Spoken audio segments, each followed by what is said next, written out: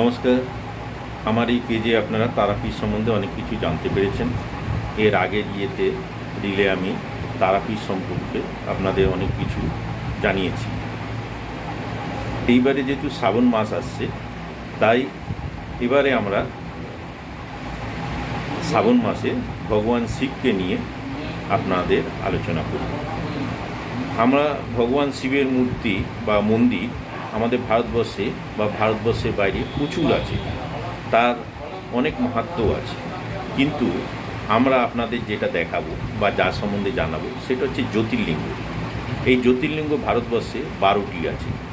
এই 12টি জ্যোতির্লিঙ্গ দর্শন আপনাদের করাবো এবং এই জ্যোতির্লিঙ্গ দর্শনে কি লাভ হয়, কিভাবে যাওয়া যাবে, কোথায় থাকবে, সমস্ত কিছু আমরা এই পেজে আপনাদের জানাবো।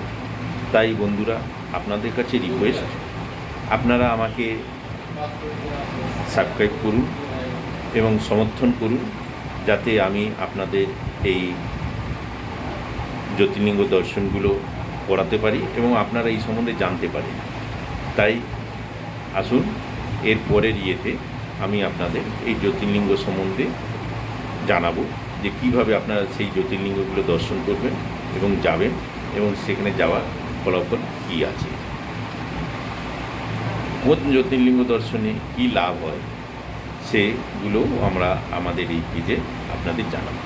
তাই সবাইকে বলবো, আমার এই চ্যানেলটাকে আপনারা সাবস্ক্রাইব করুন, যাতে আমরা আমাদের এই পেজে আপনাদের আরও অনেক কিছু দর্শন এবং সেখানে যাওয়ার সুবিধা অসুবিধা সমস্ত কিছু আপনাদের জানাতে পারি, যাতে আপনারা নিশ্চিন্তে সেগুলো দর্শন করতে পারেন, কম সময় কম খরচের মধ্যে দর্শন করে আপনারা ঐতিহাসিক অনেক কিছু জানতে পারেন। কেন, এই দর্শনের মাধ্যমেও আমরা অনেক ঐতিহাসিক ঘটনাও আছে যেগুলো আমরা জানাব। তো অপেক্ষা করুন, খুব তাড়াতাড়ি আমরা আপনাদের এই জ্যোতির্লিঙ্গ দর্শনে নিয়ে যাব। নমস্কার।